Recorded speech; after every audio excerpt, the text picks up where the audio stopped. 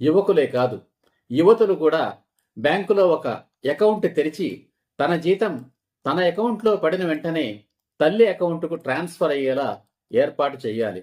ఎందుకంటే ఆమె కూడా ఆ తల్లి స్వంతమే, ఆ తల్లి ఆస్తే. అదే ఆ కూతురు ద్వారా ఆ తల్లి మహిళా సాధికారత. ఆ తల్లే తాను కష్టపడి సంపాదించిన ధనానికి నిజమైన రక్షకురాలు. తల్లికి ఏమైనా అవసరం ఉంటే ఖర్చు పెట్టుకుంటుంది, అవసరం లేకపోతే అలానే దాచి ఉంచుతుంది. ఆ ధనం తల్లి జీవించినంత కాలం ఆమె ఆధీనంలోనే ఉండాలి. ఆ యువతికి వివాహం జరిగిన తరువాత కూడా ఆమె సంపాదన తల్లి అకౌంట్లోకే ట్రాన్స్ఫర్ చేయాలి, భర్తకు ఇవ్వకూడదు. భార్య అవసరాలు తీర్చవలసిన బాధ్యత ఎప్పుడైనా ఎక్కడైనా భర్తదే. ఆ మాత్రం చేయలేకపోతే వాడెందుకు? భర్తకు తన మీద తప్ప తన సంపాదన మీద హక్కు లేదు, ఉండదు.